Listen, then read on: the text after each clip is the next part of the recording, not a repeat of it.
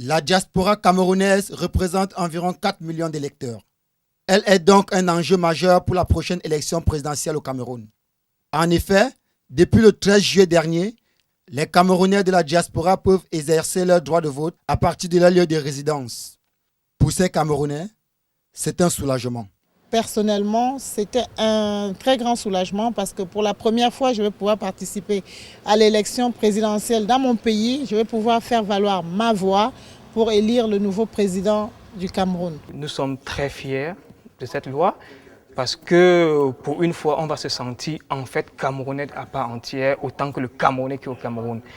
Et c'est avec enthousiasme que nous attendons les élections présidentielles pour pouvoir enfin exercer notre droit de vote. Ce droit ne contente pas seulement la diaspora, mais aussi les leaders politiques qui multiplient les voyages vers l'étranger.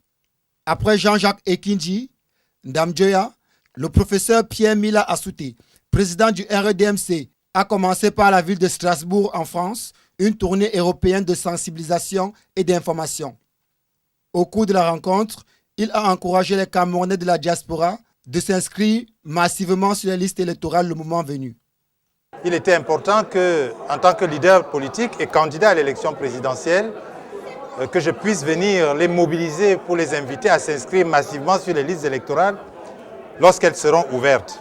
La meilleure façon donc d'intervenir désormais, c'est de se presser devant les portes de l'ambassade à prendre chacun son bulletin de vote, qui en réalité est le pouvoir. Parce que le pouvoir, c'est le bulletin de vote. Quand on sait que le corps électoral au Cameroun représente environ 7 millions d'électeurs, en ajoutant celui de la diaspora, il gonflera à 11 millions. L'arrivée de la diaspora dans le processus électoral est un acte majeur.